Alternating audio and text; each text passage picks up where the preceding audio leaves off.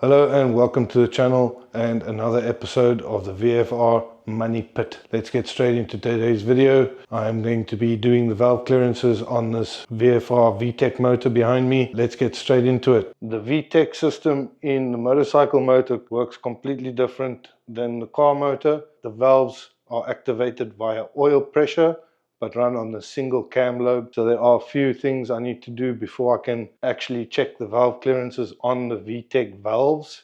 I'll run you through those as I run along. Let's get to it. First, start by removing the timing window on your clutch cover case.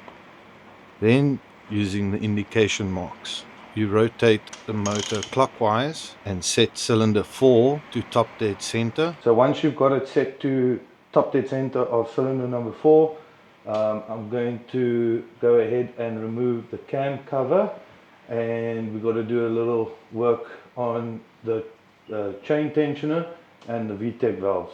Let's proceed with that. So now I'm going to remove these 4 10mm bolts.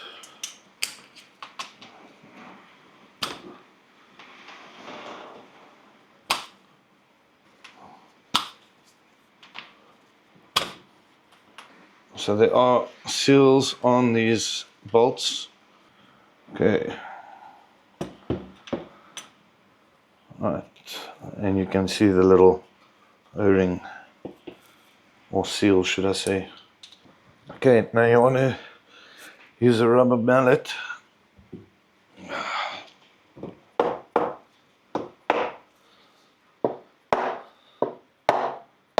Okay, I think we've broken loose.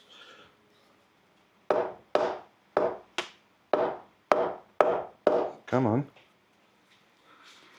Right. There you go. There you go. And, oh, there's a gasket staying behind.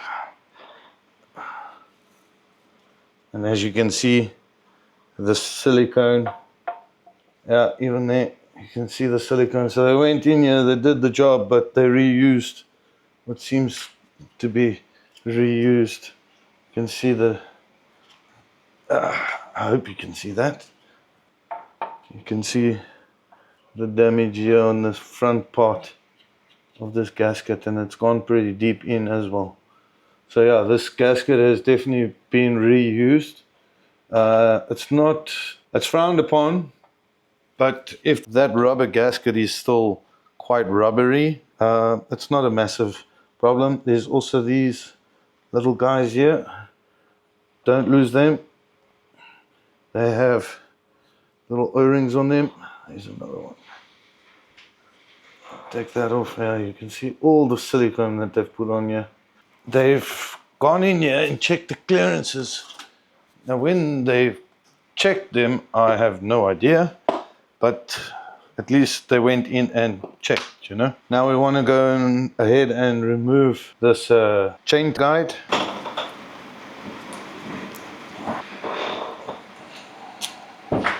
You can see here I have a front FI, which stands for front intake, and over here I got a FE, which is front exhaust. You want those two lines in line with the top of your head. So you have your motor lined up to top dead center on cylinder 4. So you can see that the lobes of your cams in cylinder 4 pointing up and outward. That's what you're looking for. So TDC, the 2 lines on your head, and then your cam lobes. Those are your 3 references that you need to double check before you start dismantling. Right, let's go do the chain tensioner and remove all the bolts. Now we need to release the tension on this chain.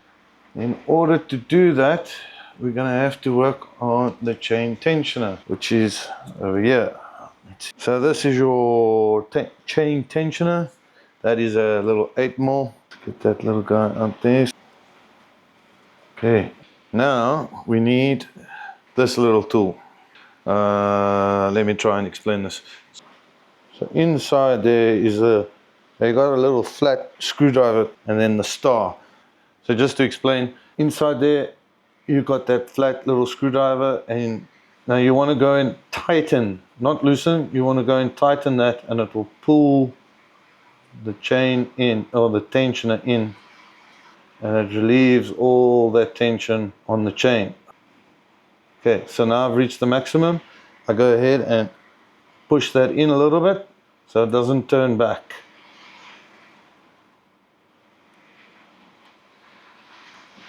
Come now. So now your tensioner is loose. It's quite tight in here.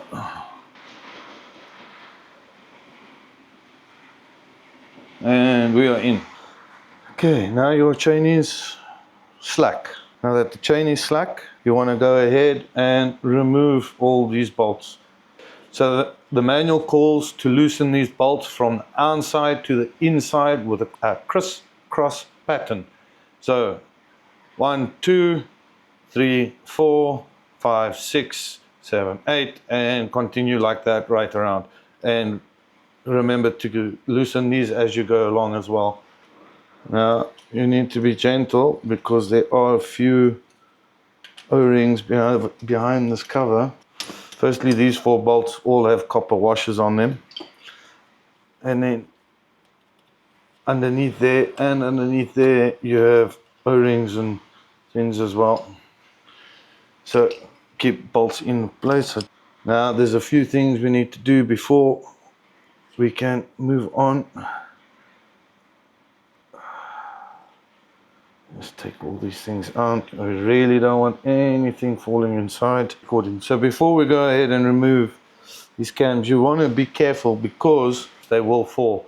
So start with the bottom one, your exhaust, you pick it up, keeping your intake in place, and out you go. Put that to one side. They are marked for reference. Front exhaust. Oh, there you go. And then you have front intake.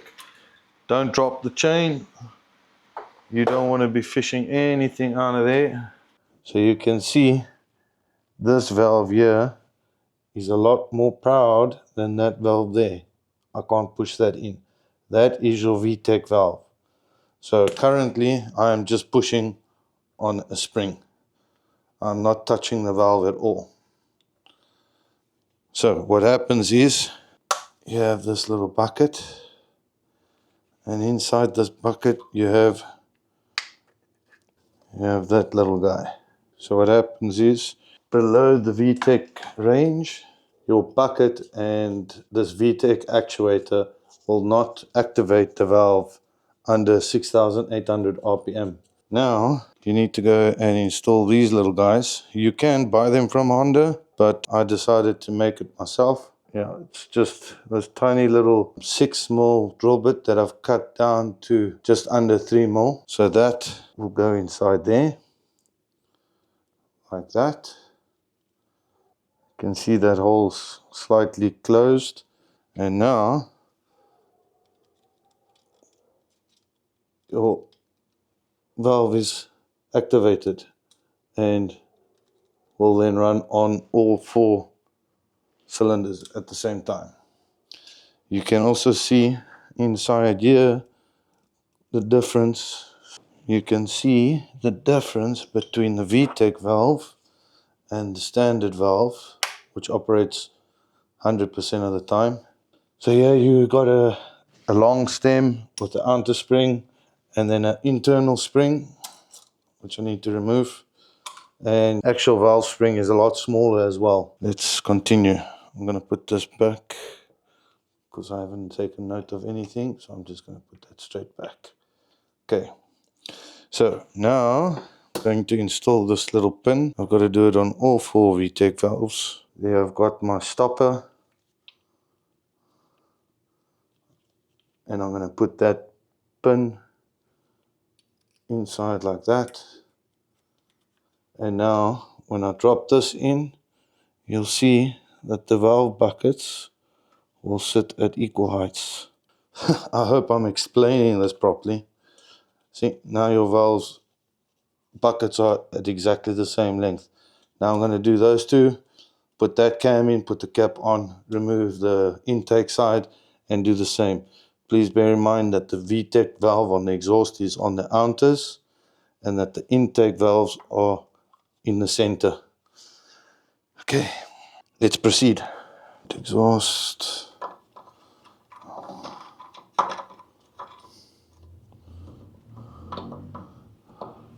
Always want to try and put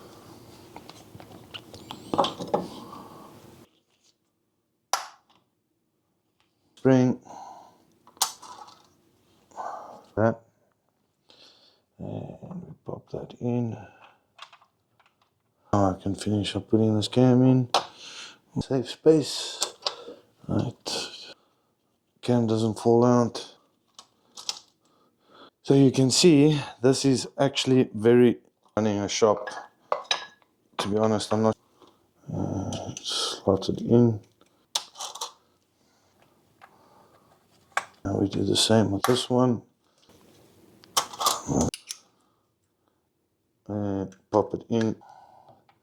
And it pops. Make sure they don't fall out. These valve caps. So those are the two lobes you're going to be measuring with the 0.35 millimeter or 14 thou. See, that's a bit, that's going in, but it's a bit very tight. Okay, so let's go down to the 13 thou. 200th of a millimeter difference.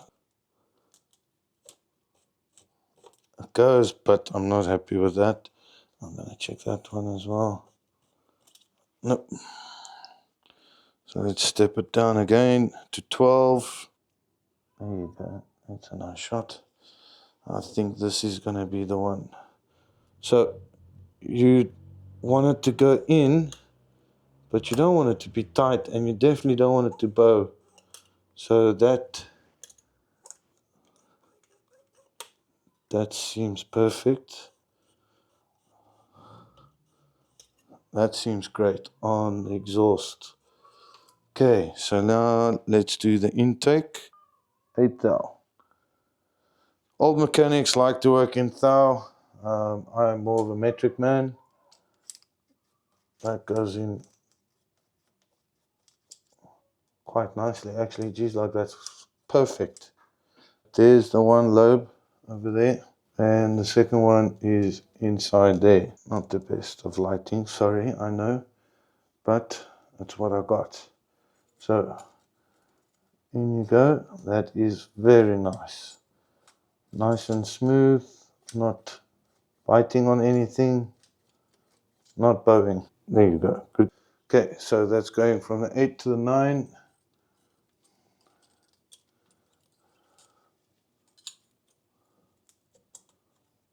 See, it's very jerky. It's not a smooth. So I'm pulling that 8 out, which is exactly what it needs to be. Very happy with that.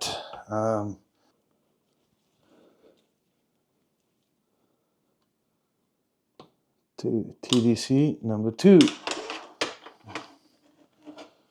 And your exhaust should be facing 90-degree up and down.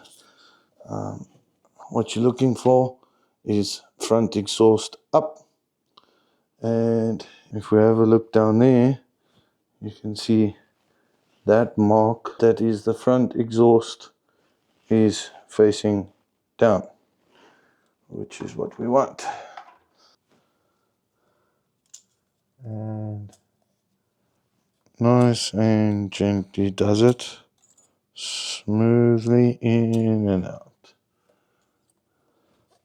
Sounds quite dirty if you think about it. Slide it in, slide it out. So all the intakes are within spec. Now it's time to do the exhaust. Okay, so I'm gonna skip the 13 and 14 thou and go straight for the 30 or 12 thou. And I'm gonna go straight into the exhaust.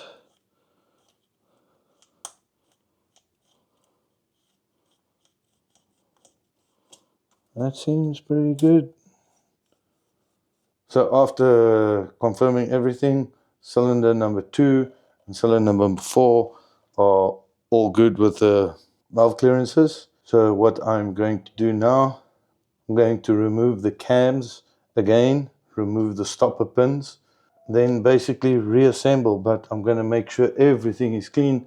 I can basically put this one back together completely. Okay, let's move forward. I bought a complete gasket kit from this Italian company. See the link below in the description. It wasn't cheap, but it was definitely cheaper than Honda. As you can see, I've got all my parts laid out. I've got my engine cover here to the side. You can't see that, but it is there with its gasket all ready to go. Let's move on to assembly.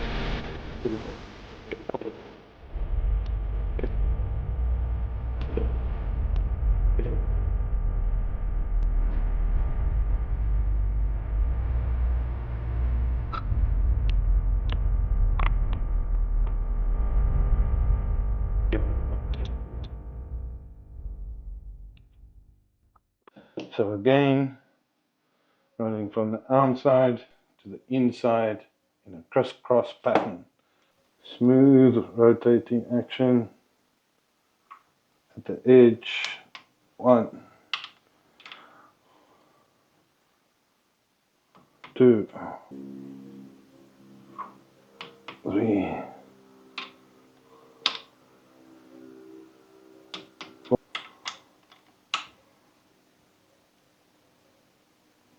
5, 6. Smooth actions, guys. 7,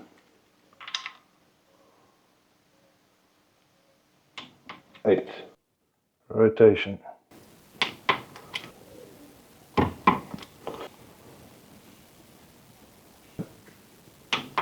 So now that we've got all those torqued down, remove the stopper tool. Okay, looks good to me.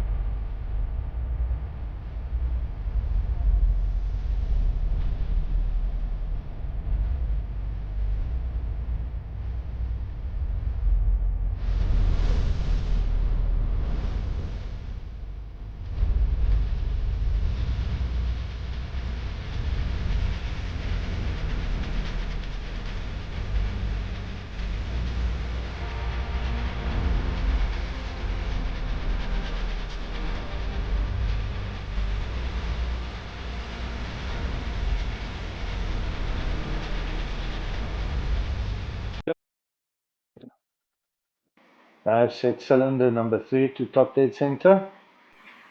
I've got the rear intake and the rear exhaust both lined up with the cylinder head, and if you look, you'll see the cams are facing up and towards each other. Now let's go and measure some valve clearances.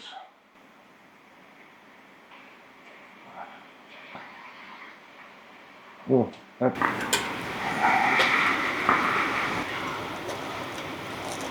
Same clearance, yeah. 8 goes in there nicely, and 8 goes in there nicely. Okay, so I'm gonna go straight for the 12. Okay, we're getting somewhere, but it still doesn't want to go in. It's not looking good for the exhaust on this cylinder. Don't know why. So now I'm going to 11. This is pretty much the minimum that I can go. If this doesn't go in there, yep, doesn't go in there. I'm going to be looking for new shim buckets and shims. No! God, please, no! No! No! Okay, let's move down to 10 thou.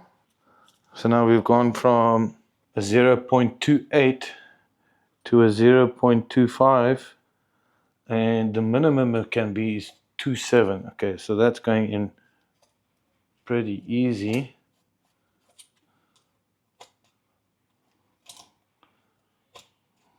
Okay, so we're already past the minimum. So now I want to find the exact gap.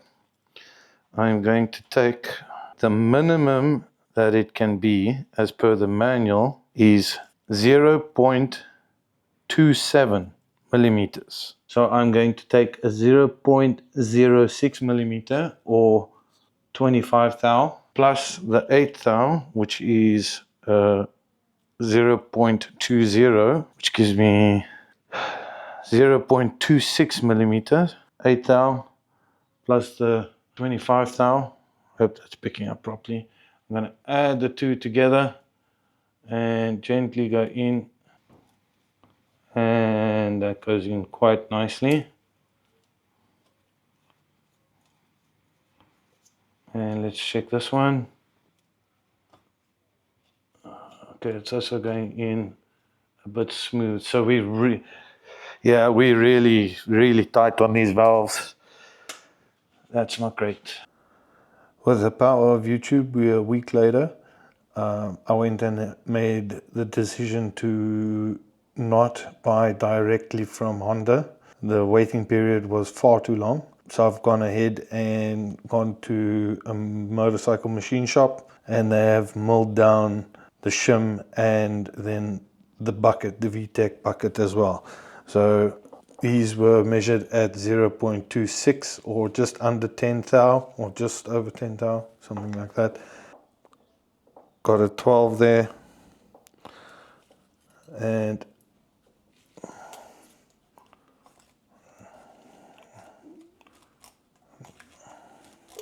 we are good in. So I'm definitely happy with that. I'm not going to complain. So just for clarity, you have gone and checked me measure all 16 valves, and I only had to adjust 2 of them. I'm going to go ahead and clean all these parts and assemble it. Let's move forward.